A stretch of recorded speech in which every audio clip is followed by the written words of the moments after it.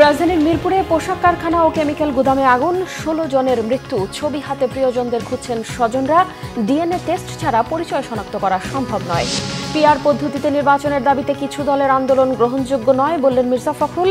যারা নভেম্বরে গণভোটের কথা বলছে তাদের একটি মাস্টার প্ল্যান আছে বলেছেন রিজভী। জাতীয় নির্বাচনের আগে গণভোট আর পিআর পদ্ধতিতে নির্বাচনের সিদ্ধান্ত না নিলে কঠোর আন্দোলনের হুঁশিয়ারি জামাতের। রাজধানীতে 7টি দলের মানববন্ধন। 19 অক্টোবরের মধ্যে এনসিপি প্রতীক না নিলে সিদ্ধান্ত নেবে কমিশন, জানালেন ইসি সচিব। একটি দলকে মার্কা থেকে বঞ্চিত করা কমিশনের সুষ্ঠু নির্বাচন করতে পারবে না, সার্জিসের মন্তব্য। প্রবাসীদের রেমিটেন্স ছাড়া গণ অভ্যুত্থান পরবর্তী সরকারের টিকে থাকা কঠিন হতো, প্রধান উপদেষ্টার মন্তব্য। একজনকে ফেরত পাঠালে বাংলাদেশ থেকে 2 জন নিতে ইতালির সরকারকে অনুরোধ। দেখছিলেন ক্রাউন সিমেন্ট সংবাদ শিরোনাম। রাজধানীর মিরপুরের শিয়ালবাড়িতে একটি পোশাক কারখানা এবং একটি রাসায়নিকের গুদামে আগুনের ঘটনায় এ পর্যন্ত 16 জনের মৃত্যুর খবর নিশ্চিত করেছে ফায়ার সার্ভিস। ফায়ার সার্ভিস বলছে রাসায়নিকের গুদামের আগুন এখনও নেভেনি। ঘটনাস্থলের আশপাশে ছবি হাতে প্রিয়জনদের খুঁজছেন স্বজনরা। রিপোর্ট করছেন এসএম ফয়েজ। রাজধানীর রূপনগরে ভয়াবহ আগুনে পোশাক শ্রমিকদের মৃত্যুতে সময়ের সঙ্গে বাড়ছে উদ্বেগ, বাড়তে পারে হতাহতের সংখ্যা। নিখোঁজদের খুঁজে ঘটনাস্থল ও বিভিন্ন হাসপাতালে ছুটাছুটি করছেন স্বজনরা। অনেকে আবার নিখোঁজ স্বজনদের ছবি হাতে কান্নায় ভেঙে পড়ছেন। অগ্নিকাণ্ডে হতাহত ও নিখোঁজদের স্বজনদের আহাজারিতে ভারী হয়ে উঠছে আশপাশের এলাকা। রাখি বাইরে দুইরা খাইতে বিল্লা রাখি কই গেছে অনেক রিস্কা দিতে আর পাইলাম যে অবস্থা অনেক মানুষ মজা গেছে, অনেক মানুষ অনেক কথা কইতে আছে। আমি কান্নাকাটি করতেছি, আমার ছেলে অফিসে গেছে, অফিসে থেকে এখনো বের হইলো না। বেলা কয়টা বাজে, 2টা 3টা বাজে যেতেছে, লাঞ্চ বাজে যায় না। আমার ছেলেরা খুঁজছেন না, ছেলেরা। আমি ফোন দিছি, আমি যাবো, তুমি কই আসো? বাবা আমি ফিটের ভিতরে আছি, কিন্তু বাড়িতে পারতাছি না, আগুনে জ্বালা। সকালবেলার মাইয়া আইছিল অফিসে, এরপরে 11টা বাজে এই যে আগুন লাগছে। পরে গেট উপরে নিচতলা আগুন লাগছে। পরে সুপারভাইজারে কয় তোমরা সবাই উপরে উঠে, উপরে আগুন যাইবো না, সব ডিরে নিয়ে মেন গেটে তালা মেরে দিছি। অনুমোদনহীন কেমিক্যাল গোডাউনের আগুনে ঝরছে তরতাজা প্রাণ। প্রত্যক্ষদর্শীদের বর্ণনায় উঠে আসে আগুনের ভয়াবহতা। কেমিক্যাল ফ্যাক্টরিতে একটা ছোট ধরনের আগুন ধরে গেছে। ধরার পরে ওয়ার্কার সম্পূর্ণ যা ছিল ছুটে দিচ্ছে। এই পুরো রূপনগর আবাসিক এলাকার সম্পূর্ণ ফ্যাক্টরি ছুটি হয়ে গেছে। আমরা জানলা খুলে দেখি যে বিল্ডিং এ আগুন লাগছে, ধোঁয়া উঠতেছে। এরপরে আমরা সবাই তো আস্তে জানাজানি হলো, পরে আমরা সিঁড়িদের সবাই নামে আসলাম। অনেক দৌড়াদৌড়ি করতে হবে, তারপরে আমরা জানলার পাশে চাই দিই, ওই জায়গায় ব্রাস্ট হয়ে আগুন কেমিক্যাল আছে। ওই গোডাউন থেকে গড়েই প্রথম হলো যে ব্রাস্ট হয়ে গেছে, ব্রাস্ট হয়ে যে আগুনটা ছড়ায় গেছে। এই যে এখানে এত বড় গোডাউন কেমিক্যালের, এটা আসলে সত্যি আমরাও জানি না। রাত্রে বেলা আসছে মাল, ভিতরে গোডাউন ঢুকেছে, আমরা তো আর জানি না। আমরা তো প্রযুক্তির মাধ্যমে রাসায়নিক গুদামের আগুন নিয়ন্ত্রণের চেষ্টা চলছে। তদন্ত শেষে বলা যাবে ক্ষয়ক্ষতির পরিমাণ, জানিয়েছে ফায়ার সার্ভিস।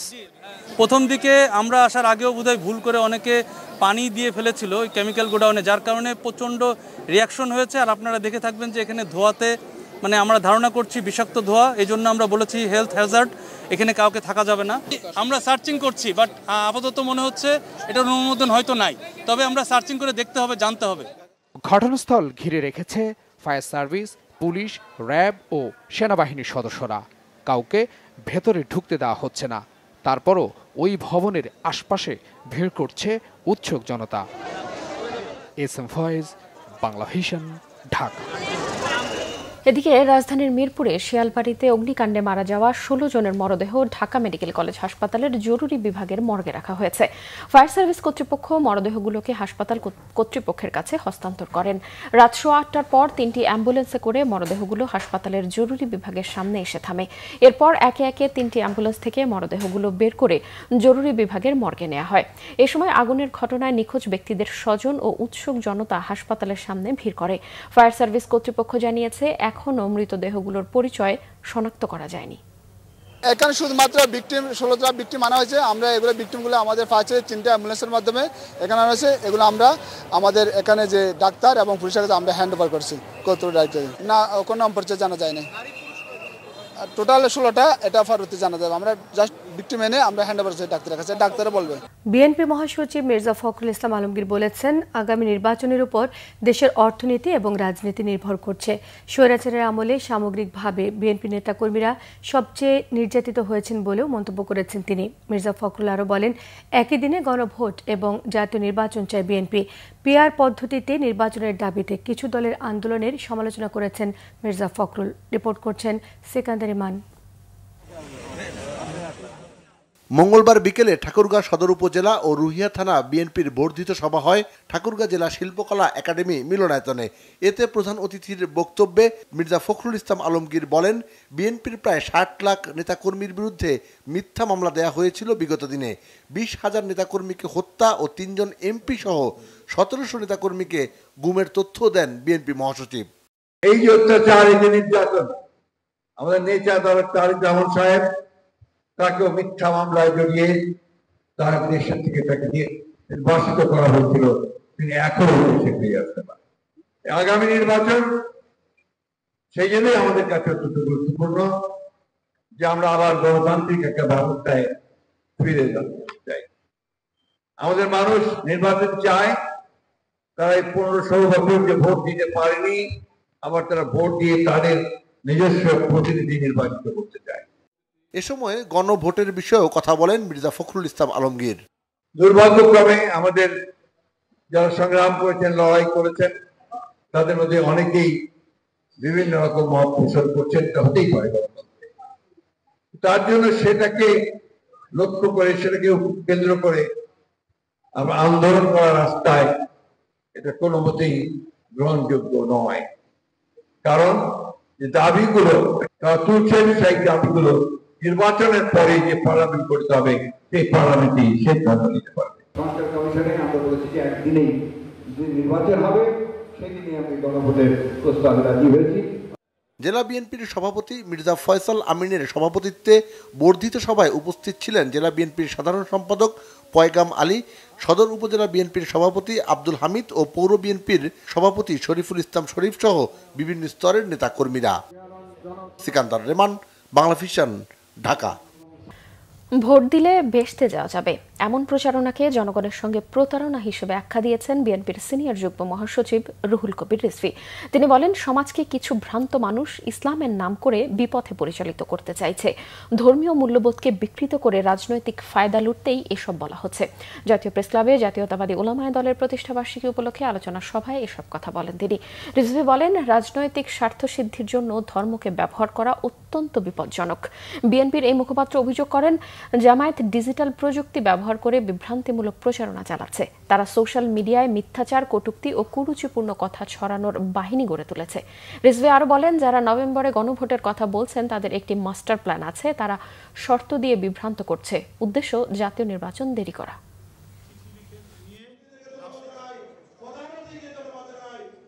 শেখ হাসিনা ক্ষমতায় থাকতে আপনাদের অনেক একেবারে প্রথম শ্রেণীর গুরুত্বপূর্ণ নেতা এদেরকে ফাঁসি দিয়ে এক ধরনের জুডিশিয়াল কিলিং, বিচার বিভাগীয় হত্যা করেছে। এই হত্যা কাণ্ড, এই ফাঁসি যে অন্যায়, অবৈধ, এই বিষয়টি জামাতের নেতার মুখ থেকে আমরা পাইনি। এরা হচ্ছে পিআর, এরা হচ্ছে হিন্দুদের মধ্যে জামাতের হিন্দু শাখা, এরা হচ্ছে অন্য রাজনৈতিক দল যাদের আন্দোলনে গুরুত্বপূর্ণ অবদান আছে, তাদেরকে নানাভাবে তাদের বিরুদ্ধে কুৎসা রটনা করা এই কাজগুলো করে। প্রশাসনের নিয়ন্ত্রণ নিয়ে নীল নকশা নির্বাচন আয়োজনের চেষ্টা চলছে বলে অভিযোগ করেছেন জামায়াতের নায়েবে আমির ডাক্তার সৈয়দ আব্দুল্লাহ মোহাম্মদ তাহির। তিনি জানান, পিআর পদ্ধতিতে নির্বাচন এবং জাতীয় নির্বাচনের আগে গণভোট আয়োজনের সিদ্ধান্ত না নিলে দাবি আদায়ে কঠোর আন্দোলন হবে।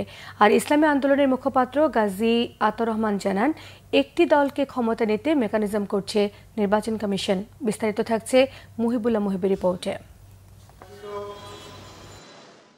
জাতীয় নির্বাচনের আগে জুলাই সনদ নিয়ে গণভোট আয়োজন এবং পিআর পদ্ধতি বাস্তবায়ন সহ 5 দফা দাবিতে ঢাকা মহানগরীতে 7টি রাজনৈতিক দলের মানববন্ধন। মানববন্ধনে বাংলাদেশ জামাতে ইসলামীর নায়েবে আমির ডাক্তার সৈয়দ আব্দুল্লাহ মোহাম্মদ তাহের বলেন, বিএনপি ক্ষমতায় যাওয়ার আগেই মানুষ তাদের পদত্যাগ চাইতে শুরু করেছে। শান্তিপূর্ণ আন্দোলনে সরকারের কানে পানি না গেলে কঠোর আন্দোলন ঘোষণার হুঁশিয়ারিও দেন দলটির নেতারা। সরকারের 4-5 উপদেষ্টা একটি বিশেষ দলের পক্ষে সকল নিয়োগকে নিয়ন্ত্রণ করে নতুন করে যদিও নির্দলীয় সরকার প্রশাসনকে একটি দলীয় সরকারে পরিণত করার চেষ্টা করছে। কোন একটি দলের লোককে বিভিন্ন গুরুত্বপূর্ণ সিভিল এবং পুলিশ প্রশাসনে বসিয়ে যেই নীল নকশার নির্বাচন করার ষড়যন্ত্র চলছে, এতে নির্বাচন সুষ্ঠু হওয়ার কোনো লক্ষণ দেখি না। এদিকে মতিঝিলের শাপলা চত্বরে মানববন্ধন করে ইসলামী আন্দোলন বাংলাদেশ। এ সময় দলটির নেতারা বলেন, ফ্যাসিস্টের দোসরদের দিয়ে সুষ্ঠু নির্বাচন সম্ভব নয়। জুলাই সনদের আইনি ভিত্তি না দিলে জুলাই অভ্যুত্থানে অংশ নেওয়া রাজনৈতিক দলগুলোকে সংকটে পড়তে হবে বলেও মনে করেন তারা। জুলাই সনদের আইনি স্বীকৃতির জন্য যে গণভোট, সেই গণভোট নির্বাচনের আগে, জাতীয় নির্বাচনের আগে, জাতীয় নির্বাচনের তফসিল ঘোষণার আগে হতে হবে। এ ব্যাপারে আমরা দেখছি যে নির্বাচন কমিশন তারাও একটি দলের পক্ষে অবস্থান নিয়েছে। জাতীয় নির্বাচনের সঙ্গে গণভোট হওয়ার জন্যে না নির্বাচন কমিশন যে পক্ষপাতমূলক বক্তব্য করছে আমরা নিন্দা জানাই। ফ্যাসিবাদী আওয়ামী শাসন আমলের মতো দেশে আর কোনো ভোট আয়োজন করতে দেয়া হবে না বলেও সাফ জানিয়ে দেন মানববন্ধনে অংশ নেয়া নেতারা। মুহিবুল্লাহ মুহিব, বাংলা ভিশন, ঢাকা। 19 অক্টোবরের মধ্যে এনসিপি প্রতীক না নিলে সিদ্ধান্ত নেবে নির্বাচন কমিশন, জানিয়েছেন ইসি সচিব আখতার আহমেদ। মঙ্গলবার দুপুরে নির্বাচন কমিশনে সাংবাদিকদের তিনি এই তথ্য জানান। ইসি সচিব জানান, বিধিমালায় না থাকায় জাতীয় নাগরিক পার্টিকে শাপলা প্রতীক দেওয়ার সুযোগ নেই। 19 অক্টোবরের মধ্যে ইসির তফসিলের মধ্যে থাকা প্রতীক বেছে নিতে হবে এনসিপিকে। তা না হলে কমিশন নিজ বিবেচনায় এনসিপিকে প্রতীক বরাদ্দ দিয়ে দেবে। বলেন, এনসিপির সঙ্গে আলোচনা হয়েছে, তারা ইসির কাছে ব্যাখ্যা চেয়েছে, কমিশন তা দিয়েছে। শাপলার বিষয়ে ইসি আগের অবস্থানেই আছে বলেও জানান আখতার আহমেদ। প্রবাসী ভোটারদের বিষয়ে কাজের অগ্রগতি আছে জানিয়ে তিনি বলেন, পুরনো 11টি দেশের সঙ্গে নতুন করে আরও 4টি দেশের ভোটার তালিকা হালনাগাদ শুরু হবে। এছাড়াও নভেম্বরের প্রথম সপ্তাহেই ভোট দেওয়ার অ্যাপ লঞ্চ করার আশা করা হচ্ছে। ফেব্রুয়ারিতে নির্বাচনের জরুরি যে সরঞ্জাম লাগবে তা ইসিতে পৌঁছেছে। নতুন 12টি রাজনৈতিক দলের নিবন্ধন বিষয়ে সচিবালয় ও মাঠ পর্যায়ে অনুসন্ধান চলমান রয়েছে বলেও জানান ইসি সচিব।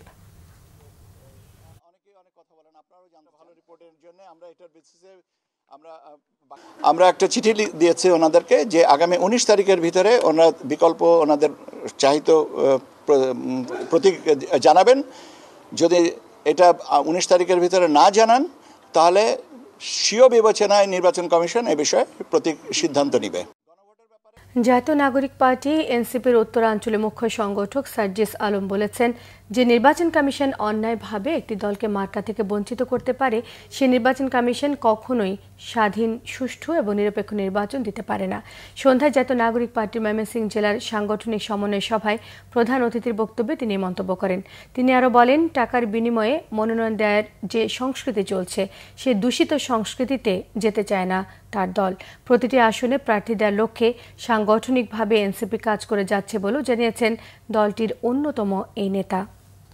যেই নির্বাচন কমিশন অন্যায়ভাবে একজনকে একটা মার্কা থেকে বঞ্চিত করতে পারে, ওই নির্বাচন কমিশন এই বাংলাদেশে কখনোই স্বাধীন, সুষ্ঠু, নিরপেক্ষ নির্বাচন দিতে পারে না।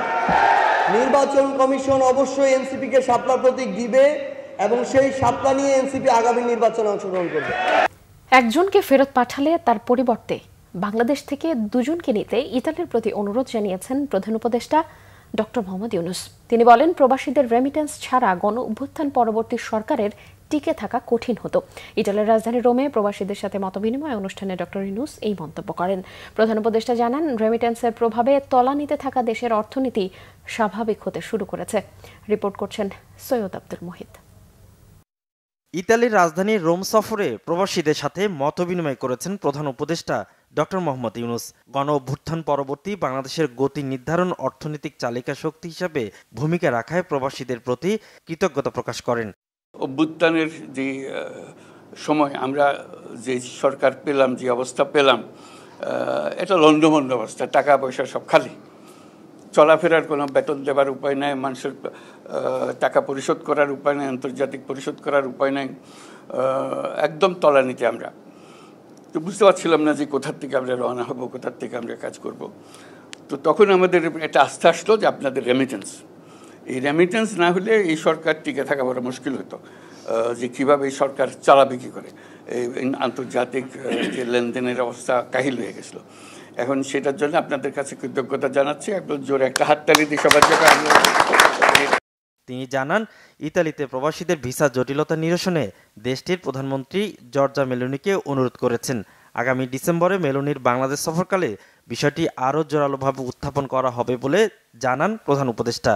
উনিও দুঃখের কথা বলে আমরা খুব সম্মান করি, বাংলাদেশি যারা আছেন তারা ইতালির জন্য অত্যন্ত গুরুত্বপূর্ণ। এটা এমন না যে আমরা তাদের থেকে নিষ্কৃতি পেলে বাঁচি, ওটা আমাদের না, আমরা তাদের রাখতে চাই। এটা সম্বন্ধে পরিষ্কার যে এখন বলছে যে একজন যদি নিয়ে যাও, আমরা একজন নতুন আনবো, একজন ভেজাল লোক নিয়ে অদল বদল করে জিনিসটা পরিষ্কার হয়ে যাক।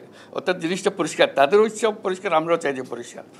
তো ওখানে একজনের পরিবর্তে একজন হবে না, একজনের পরিবর্তে দুজন হবে, এগুলো নিয়ে আমরা একটা আলাপ করছি যে কি করা যায়। এটা নিষ্কৃতি, এটার থেকে নিষ্কৃতি পেতে হবে। এটা রোম শহরের উন্নতিতে প্রবাসী বাংলাদেশিদের কঠিন পরিশ্রমের কথাও উল্লেখ করেন প্রধান উপদেষ্টা। এর আগে বিশ্ব খাদ্য কর্মসূচির ভারপ্রাপ্ত নির্বাহী পরিচালক প্রধান উপদেষ্টার সাথে সাক্ষাৎ করেন। বাংলাদেশে আশ্রয় নেয়া 13 লাখ রোহিঙ্গার খাদ্য সহায়তা জোগাতে প্রতিশ্রুতির কথা জানায় তারা। সৈয়দ আব্দুল মুহিত, বাংলাভিশন, ঢাকা। জুলাই আগস্ট হত্যাকাণ্ডে মানবতা বিরোধী অপরাধের মামলায় শেখ হাসিনা সহ 3 জনের বিরুদ্ধে তৃতীয় দিনের যুক্তিতর্ক উপস্থাপন শেষ হয়েছে। এর আগে রবিবার বিচারপতি গোলাম মর্তজা মজুমদারের নেতৃত্বাধীন ট্রাইব্যুনাল 1-এ মামলার যুক্তিতর্ক উপস্থাপন শুরু হয়। আওয়ামী শাসন আমলের গুম, খুন এবং অপশাসনের বিভিন্ন বিষয় তুলে ধরেন চিফ প্রসিকিউটর তাজুল ইসলাম। জানান কিভাবে পর্যায়ক্রমে 1/11-তে মঈন ফখরুদ্দিনের সহায়তায় ক্ষমতায় আসা আওয়ামী সরকার ফ্যাসিস্টে পরিণত হয়, যার ধারাবাহিকতায় ক্ষমতায় টিকে থাকতে শেখ হাসিনার নির্দেশে জুলাই গণহত্যা সংগঠিত করে তারা। এদিকে কুষ্টিয়ায় 6 জনকে হত্যার ঘটনায় মানবতাবিরোধী অপরাধের মামলায় জাসদ সভাপতি হাসানুল হক ইনুর বিরুদ্ধে অভিযোগ গঠনের পরবর্তী শুনানি 23 অক্টোবর নির্ধারণ করেছে আন্তর্জাতিক অপরাধ ট্রাইব্যুনাল 2। গত 25 সেপ্টেম্বর ইনুর বিরুদ্ধে গণহত্যায় সহযোগিতা সহ 8টি নির্দিষ্ট অভিযোগ দাখিল করা হয়েছে ট্রাইব্যুনালে। ক্ষতিপূরণের বদলে সরকারের কাছে ন্যায় বিচার চাইলেন শেখ হাসিনা সরকারের আমলে গুম, খুন ও বিচার বহির্ভূত হত্যাকাণ্ডের শিকার হওয়া পরিবারের সদস্যরা। আন্তর্জাতিক অপরাধ ট্রাইব্যুনালে যখন শেখ হাসিনার বিরুদ্ধে মানবতা বিরোধী অপরাধের মামলার বিচার চলছে, তখন ট্রাইব্যুনালের বাইরে মাজার গেটে অনুষ্ঠিত মানববন্ধনে গুম ও বিচার বহির্ভূত হত্যাকাণ্ডের ভুক্তভোগী পরিবার ও স্বজনদের সংগঠন মায়ের ডাকের পক্ষ থেকে এই দাবি করা হয়। শেখ হাসিনার পতনের 1 বছর পরও গুম হওয়া পরিবারের সদস্যদের বিচারের দাবিতে দাঁড়াতে হয়, এটা কোনো অবস্থাতেই কাম্য নয় বলে মন্তব্য করেন স্বজনরা। গুমের সঙ্গে জড়িতদের দ্রুত বিচার চান ভুক্তভোগী পরিবারের সদস্যরা। বলেন বিচারের জন্য তারা রাস্তায় দাঁড়াতে চান না। এ সময় গুম কমিশনেরও সমালোচনা করেন তারা। মানববন্ধনে একাত্মতা প্রকাশ করেন লন্ডন বিএনপির সভাপতি এম এ মালিক। বলেন আগামীতে বিএনপি ক্ষমতায় এলে গুম হওয়া পরিবার সদস্যদের দায়িত্ব নেবে।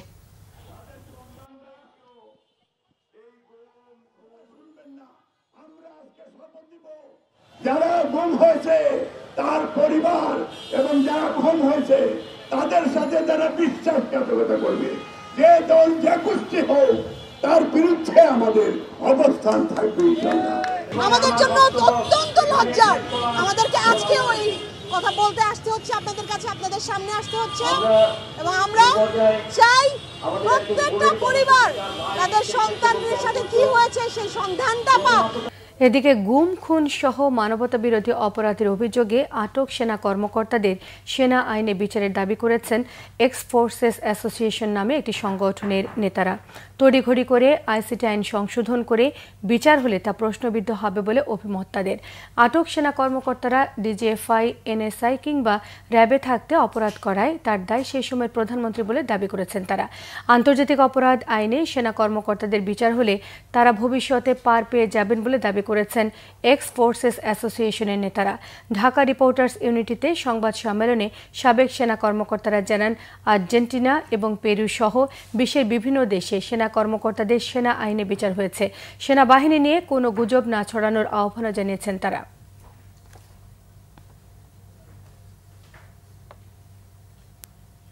নির্বাচনে দুর্নীতিগ্রস্ত ব্যক্তিকে মনোনয়ন না দেওয়ার আহ্বান জানিয়েছে দুর্নীতি দমন কমিশনের চেয়ারম্যান আব্দুল মোমেন। মঙ্গলবার দুদকের সম্মেলন কক্ষে সাংবাদিকদের সংগঠন রিপোর্টার্স এগেইনস্ট করাপশন সাংবাদিকদের এক কর্মশালার উদ্বোধনী অনুষ্ঠানে তিনি এই আহ্বান জানান। আব্দুল মোমেন বলেন, আওয়ামী লীগের শাসনামলে বহু প্রভাবশালী ব্যবসায়ী দুর্নীতির মাধ্যমে দেশকে সর্বশান্ত করে ফেলার চেষ্টা করেছিল। এসব দুর্নীতির তদন্ত দুদক ভয়ভীতিহীনভাবে চালিয়ে যাচ্ছে। দুদক চেয়ারম্যান জানিয়েছেন, শেখ হাসিনা ও তার পরিবারের সদস্য সহ পলাতক দুর্নীতিবাজদের দেশে ফেরাতে ইন্টারপোলের মাধ্যমে রেড নোটিশ সহ বিভিন্ন আইনি পদক্ষেপও নেওয়া হয়েছে। তিনি আরও বলেন, পাচার হওয়া অর্থ দেশে ফেরানো কঠিন হলেও দুদক সহ সরকারের সংশ্লিষ্ট সংস্থাগুলো এই বিষয়ে নিরলস চেষ্টা চালিয়ে যাচ্ছে। ৩৫ বছর পর আগামীকাল হতে যাচ্ছে চট্টগ্রাম বিশ্ববিদ্যালয় কেন্দ্রীয় ছাত্র সংসদ চাকসু এবং হল সংসদ নির্বাচন। এরই মধ্যে প্রচারণা শেষ। ব্যালট পেপারে ওএমআর পদ্ধতিতে হবে ভোট গ্রহণ এবং গণনা। সুষ্ঠুভাবে ভোট গ্রহণের সকল প্রস্তুতি নিয়েছে নির্বাচন কমিশন। পুরো ক্যাম্পাস জুড়ে নেওয়া হয়েছে 4 ধাপে নিরাপত্তা ব্যবস্থা। চট্টগ্রাম থেকে শাহেদা পিয়া রিপোর্টে থাকছে বিস্তারিত। রাত পোহালেই বহুল আকাঙ্ক্ষিত চাকসু নির্বাচন, যে নির্বাচনের জন্য চট্টগ্রাম বিশ্ববিদ্যালয় শিক্ষার্থীদের অপেক্ষা ৩৫ বছরের। সবশেষ ১৯৯০ সালে হয়েছিল চাকসুর ভোট। দীর্ঘ প্রতীক্ষার অবসান ঘটিয়ে বুধবার সকাল ৯টা থেকে শুরু হবে ভোট গ্রহণ, চলবে বিকেল ৪টা পর্যন্ত। এরই মধ্যে সার্বিক প্রস্তুতি শেষ করেছে নির্বাচন কমিশন। 5টি অনুষদে হবে ভোট কেন্দ্র। প্রতিটি কেন্দ্রে 12টি করে মোট 60টি ভোট কক্ষ থাকবে। নির্বাচন ঘিরে ক্যাম্পাস জুড়ে থাকছে 4 ধাপের নিরাপত্তা ব্যবস্থা। ভোট গ্রহণের স্বচ্ছতা নিশ্চিতে বিশ্ববিদ্যালয় প্রশাসন ভোট গ্রহণ ও গণনা প্রক্রিয়া সরাসরি দেখাবে ক্যাম্পাস জুড়ে স্থাপন করা 14টি বড় এলইডি স্ক্রিনে। জাল ভোট রোধে ভোটার তালিকায় থাকছে শিক্ষার্থীদের ছবি। 40টা ভোট দিতে গড়ে যে সময় লাগে তার থেকে অতিরিক্ত সময় ধরে গোপন কক্ষ তৈরি করেছি। ছবিযুক্ত ভোটার তালিকা, স্বচ্ছ ভোটের বাক্স এবং ব্যালট পেপার, গোপন কক্ষ, এভরিথিং রেডি। আর একটা জিনিস আমরা যোগ করেছি, সেটি হলো আমাদের শিক্ষার্থীদের কোনো ধরনের কনফিউশন যেন না থাকে। আমরা প্রতিটি কক্ষে সিসি ক্যামেরা লাগিয়েছি এবং সেটি দৃশ্যমান থাকবে কেন্দ্রের বাইরে থেকে। এদিকে সুষ্ঠু নির্বাচনের প্রত্যাশা জানিয়ে ভোটাররা বলছেন, প্যানেল নয়, ভোট দেবেন প্রার্থীদের যোগ্যতা বিবেচনায়।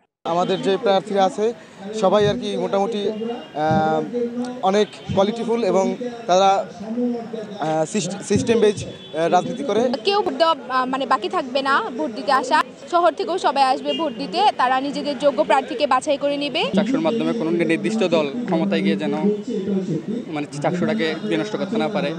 তো পরিবেশ আপাতত মূলত আমরা ভালোই দেখতেছি এখানে।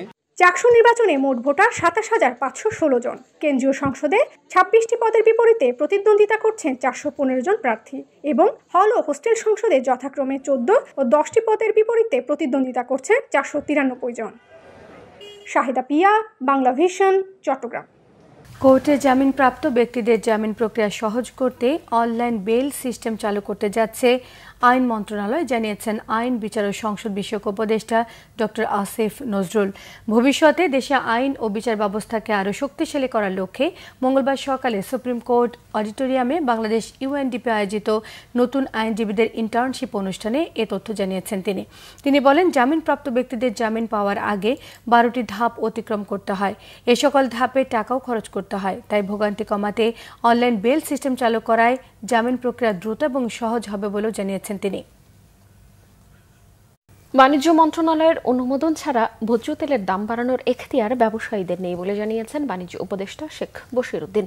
সকালে রাজধানীর পূর্বাচলে বসুন্ধরা কনভেনশন সিটিতে আয়োজিত 20তম জাতীয় ফার্নিচার মেলার উদ্বোধনী অনুষ্ঠান শেষে সাংবাদিকদের প্রশ্নের জবাবে তিনি এই তথ্য জানান। 5 দিনব্যাপী এই মেলা আগামী 18 অক্টোবর শেষ হবে।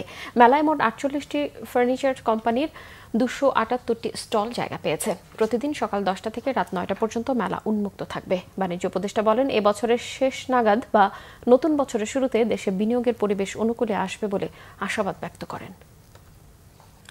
বিএনপি চেয়ারপারসনের পররাষ্ট্র বিষয়ক উপদেষ্টা কমিটির বিশেষ সহকারী ইশরাক হোসেন বলেছেন, নির্বাচন বিলম্বিত হলে বিপদ সবার। বিএনপির 31 দফা বাস্তবায়নে মহিলা দলের নেতাকর্মীদের সঙ্গে সাংগঠনিক আলোচনা সভায় তিনি এসব কথা বলেন। ইশরাক হোসেন বলেন, জনগণকে আর বোকা বানানো যাবে না, তাই একবার এক দাবি তুলে কোনো লাভ নেই। বিএনপি প্রতিষ্ঠার লগ্ন থেকে জনগণের ক্ষমতায় বিশ্বাস করে, তাই ভোটে যে রায় আসবে তাই বিএনপি মেনে নেবে বলেও মন্তব্য করেছেন তিনি বলেন, ডামি কিংবা রাতের ভোটে নির্বাচনের কথা ভুলে গেলে চলবে না। 16 বছরে দেশে যে গুম খুন নির্যাতন চলেছে তাও স্মরণ রাখতে হবে। তাই নিজেদের কোনো বিভাজনে যাতে ফ্যাসিস্টরা আবারও ফিরে আসতে না পারে সেই ব্যাপারে সবাইকে সতর্ক থাকতে হবে। সবার জন্য নিরাপদ বাংলাদেশ গড়াই বিএনপি লক্ষ্য বলেও মন্তব্য করেছেন ইশরাক হোসেন। উচ্চ কক্ষ নিম্ন কক্ষের কথা বলা হচ্ছে, এই বিষয় নিয়ে আবার আমাদেরই সহযোদ্ধা ছিল জামায়াতে ইসলামী, তারা ইদানিংকালে পিআর পদ্ধতি নিয়ে তারা বলছিল ঠিক আছে, কিন্তু তারা এটাকে নিয়ে একটা নোংরা রাজনীতিতে মেতে উঠেছে। এটা তারা বুঝছে না, যদি কোনো কারণে নির্বাচন বিলম্বিত হয় তাহলে কিন্তু এই 12টা কিন্তু সবারই বাঁচবে। এখানে বিএনপিকে ঠেকাও বলে আপনারা পদক্ষেপ নেবেন, কিন্তু বিপদটা কিন্তু সারা বাংলাদেশের হয়ে যাবে। বিএনপির ভারপ্রাপ্ত চেয়ারম্যান তারেক রহমান বরাবর স্মারকলিপি দিয়েছে মাইলস্টোন বিমান দুর্ঘটনায় হতাহত পরিবারের সদস্যরা। বিকেলে রাজধানীর উত্তরায় ঢাকা মহানগর বিএনপির আহ্বায়ক আমিনুলের হাতে এই স্মারকলিপি তুলে দেন হতাহত পরিবারের সদস্যরা। পাশাপাশি ক্ষতিগ্রস্ত পরিবারের ক্ষতিপূরণ দেওয়ার রায় হাইকোর্ট দিলেও এই পর্যন্ত তা বাস্তবায়ন না হয় ক্ষোভ প্রকাশ করেন তারা। এছাড়াও অন্তর্বর্তী সরকারের কাছে দাবি জানান গুরুতর আহতদের দ্রুত চিকিৎসার প্রয়োজনীয় পদক্ষেপ নেয়ার। এ সময় বিএনপি সর্বদা হতাহত এসব পরিবারের পাশে আছে এবং থাকবে বলে প্রতিশ্রুতি দেন ঢাকা মহানগর উত্তর বিএনপির আহ্বায়ক আমিনুল ইসলাম। আশ্বস্ত করেন দলের পক্ষ থেকে নেওয়া হবে যথাযথ পদক্ষেপ। অনুষ্ঠানে ঢাকা মহানগর উত্তরের সদস্য সচিব মোস্তফা জামান সহ অন্যান্য নেতারা উপস্থিত ছিলেন। বিএনপির 31 দফা বাস্তবায়নের লক্ষ্যে দলের সকল নেতাকর্মীদের জনগণের পাশে থেকে একযোগে কাজ করার আহ্বান জানিয়েছেন বিএনপির কেন্দ্রীয় নির্বাহী কমিটির সদস্য মোস্তাফিজুর রহমান ভূঁইয়া দীপু। বিকেলে নারায়ণগঞ্জ রূপগঞ্জ উপজেলার বেলদি মাদ্রাসা মাঠে এক সমাবেশে প্রধান অতিথির বক্তব্যে তিনি আহ্বান জানান। তিনি জানান, দেশের উন্নয়ন এবং জনগণের অধিকার রক্ষায় কাজ করবে তার দল। দাউদপুর ইউনিয়ন বিএনপি সভাপতি অ্যাডভোকেট হেলাল উদ্দিনের সভাপতিত্বে এবং সাধারণ সম্পাদক শফিকুল ইসলামের সঞ্চালনায় সমাবেশে বিশেষ অতিথি ছিলেন জেলা বিএনপির সাবেক সাধারণ সম্পাদক গোলাম ফারুক খোকন, রূপগঞ্জ উপজেলা বিএনপির সভাপতি অ্যাডভোকেট মাহফুজুর রহমান হুমায়ুন আকন্দ এবং সাধারণ সম্পাদক বাসির উদ্দিন বাচ্চু সহ উপজেলা বিএনপি নেতাকর্মীরা। এবার আরো কিছু খবর নিয়ে ডেস্ক রিপোর্ট। বিএনপিকে ঠেকাতে ইচ্ছাকৃতভাবে নির্বাচন বিলম্বের ষড়যন্ত্র হচ্ছে বলে অভিযোগ করেছেন বিএনপির ভাইস চেয়ারম্যান শামসুজ্জামান দুদু। জাতীয় প্রেস ক্লাবের সাবেক সংসদ সদস্য বীর মুক্তিযোদ্ধা বিএনপির সাবেক ভাইস চেয়ারম্যান আফসার আহমেদ সিদ্দিকীর 24তম মৃত্যুবার্ষিকী স্মরণে আলোচনা সভা ও দোয়া মাহফিলে এসব কথা বলেন তিনি। ফেব্রুয়ারিতে জাতীয় সংসদ নির্বাচন বাস্তবায়নে নিরপেক্ষ প্রশাসন জরুরি বলে মত দিয়েছেন বিএনপির আন্তর্জাতিক বিষয়ক সম্পাদক ব্যারিস্টার নাসির উদ্দিন আহমেদ অসীম। ধানমন্ডি, কলাবাগান, নিউ মার্কেট ও হাজিরবাগ এলাকার নাগরিক সুবিধা নিশ্চিতে সিটি কর্পোরেশনের প্রশাসকের কাছে স্মারকলিপি দিতে গিয়ে কথা বলেন তিনি। অনির্বাচিত প্রশাসক জনগণের কাছে দায়বদ্ধ নয় বলেও মন্তব্য করেন তিনি। বিএনপির রাষ্ট্র কাঠামো মেরামতের 31 দফা বাস্তবায়নে লিফলেট বিতরণ ও ধানের শীর্ষে প্রচারণা চালিয়েছে খাগড়াছড়ি জেলা বিএনপি মহিলা দল ও যুব দল। জেলা বিএনপির সাধারণ সম্পাদক MN আফসার, জেলা মহিলা দলের সভাপতি কলি দেওয়ান এবং জেলা যুব দলের সভাপতি মাহবুব আলম বিভিন্ন এলাকায় এই কর্মসূচি পালন করেন। বিএনপির ভারপ্রাপ্ত চেয়ারম্যান তারেক রহমান ঘোষিত রাষ্ট্র কাঠামোর 31 দফা বাস্তবায়নের দাবিতে লিফলেট বিতরণ কর্মসূচি হয়েছে কুমিল্লার লাকসামে। এতে নেতৃত্ব দেন শামিরা আজিম দোলা। উপস্থিত ছিলেন পৌর বিএনপির অঙ্গ ও সহযোগী সংগঠনের নেতাকর্মীরা। যমুনা টেলিভিশনের সাংবাদিকের উপর হামলার প্রতিবাদে মানববন্ধন ও বিক্ষোভ হয়েছে কক্সবাজারে। বিকেলে স্থানীয় শহীদ মিনার চত্বরে সাংবাদিক সমাজ ও সচেতন জনতার ব্যানারে এই কর্মসূচি পালন করা হয়। তেজগাঁও ফায়ার স্টেশনের সহযোগিতায় সফলভাবে অনুষ্ঠিত হয়েছে ফায়ার ড্রিল 2025। এতে অংশ নেন কানাডিয়ান টেলিনিয়াম ইন্টারন্যাশনাল স্কুলের শিক্ষক ও শিক্ষার্থীরা। শেখানো হয় জরুরি অবস্থায় শান্ত, সতর্ক ও প্রস্তুত থেকে কিভাবে নিরাপদে ত্যাগ করা যায় বিপর্যস্ত ভবন। আকিস বেকার্স লিমিটেডের বার্ষিক সেলস কনফারেন্স 2025 হয়েছে কক্সবাজারে। এতে বক্তব্য রাখেন managing director Sheikh Jamal Uddin, sales director ডাক্তার রেজওয়ানা আফরোজ সরণি, অ্যাডভাইজার ডাক্তার মোহাম্মদ আশরাফুল বাড়ি সহ অন্যরা। সেলস ফোর্সের প্রশংসা করে সেলস ডিরেক্টর ডাক্তার রেজওয়ানা আফরোজ সরণি বলেন, ভিশন 2030 এর আওতায় জনবল সম্প্রসারণ, প্রশিক্ষণ, উচ্চ পদে নিয়োগের ক্ষেত্রে ইনহাউস এমপ্লয়ীদের প্রমোশনের প্রাধান্য, আধুনিক ইআরপি সিস্টেমের মাধ্যমে sales monitoring, market coverage, LPC বৃদ্ধি এবং ব্র্যান্ড ভ্যালু ও পণ্যের গুণগত মানকে কাজে লাগিয়ে আকিস বেকার্স লিমিটেডকে শীর্ষ পর্যায়ে নিয়ে যেতে হবে।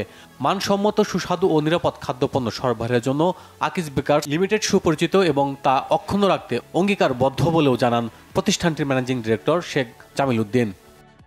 দেশের শীর্ষস্থানীয় খাদ্য ও পানীয় উৎপাদনকারী প্রতিষ্ঠান এলিন ফুড প্রোডাক্টস লিমিটেড তাদের পণ্য সৌদি আরবে আমদানিকারক ও পরিবেশক হিসেবে সিল্ককে নিয়োগ দিয়েছে।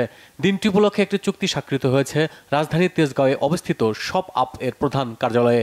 এলিন ফুড প্রোডাক্টস লিমিটেডের পক্ষ থেকে এতে উপস্থিত ছিলেন এলিনের চেয়ারম্যান ও ব্যবস্থাপনা পরিচালক Omar Faruk, deputy managing director Abdul Majed Rony, পরিচালক Abu Jaber, CEO Mohammad Jalal Uddin, chief human resource officer অবসরপ্রাপ্ত ব্রিগেডিয়ার জেনারেল কাজী শকত আলম সহ অন্যরা। এছাড়া সিল্কের পক্ষ থেকে উপস্থিত ছিলেন CO Ataur Rahman Chowdhury, president Mamun Rashid, chief strategic adviser অবসরপ্রাপ্ত major general Hamid R Chowdhury সহ অন্যরা। Bangla vision news desk. সংবাদ শেষ করব। ক্রাউন সিমেন্ট শিরোনামগুলো আরেকবার জানিয়ে দিয়ে রাজধানীর মিরপুরে পোশাক কারখানা ও কেমিক্যাল গুদামে আগুন, 16 জনের মৃত্যু। ছবি হাতে প্রিয়জনদের খুঁজছেন স্বজনরা। ডিএনএ টেস্ট ছাড়া পরিচয় শনাক্ত করা সম্ভব নয়। পিআর পদ্ধতিতে নির্বাচনের দাবিতে কিছু দলের আন্দোলন গ্রহণযোগ্য নয় বলেছেন মির্জা ফখরুল। যারা নভেম্বরে গণভোটের কথা বলছেন তাদের একটি মাস্টার প্ল্যান রয়েছে বললেন রিজভী। জাতীয় নির্বাচনের আগে গণভোট আর পিআর পদ্ধতিতে নির্বাচনের সিদ্ধান্ত না নিলে কঠোর আন্দোলনের হুঁশিয়ারি জামায়াতের। রাজধানীতে 7টি দলের মানববন্ধন। 19 অক্টোবরের মধ্যে এনসিপি প্রতীক না নিলে সিদ্ধান্ত নেবে কমিশন, জানালেন ইসি সচিব। একটি দলকে মার্কা থেকে বঞ্চিত করা কমিশন সুষ্ঠু নির্বাচন করতে পারবে না, মন্তব্য সার্জিস আলমের। প্রবাসীদের রেমিটেন্স ছাড়া গণ অভ্যুত্থান পরবর্তী সরকারে টিকে থাকা কঠিন হতো, মন্তব্য প্রধান উপদেষ্টার। একজনকে ফেরত পাঠালে বাংলাদেশ থেকে 2 জন নিতে ইতালি সরকারকে অনুরোধ। এই ছিল এখনকার মতো। পরের সংবাদ রাত 1টায় দেখার আমন্ত্রণ রইল। এছাড়া বাংলা ভিশন সংবাদ ও সংবাদ সংশ্লিষ্ট অনুষ্ঠান দেখতে ভিজিট করুন www.bvnews24.com ও facebook.com/banglavisionnews-এ এবং সাবস্ক্রাইব করুন youtube.com/banglavisionnews-এ। এতক্ষণ সঙ্গে থাকায় ধন্যবাদ সবাইকে। শুভরাত্রি।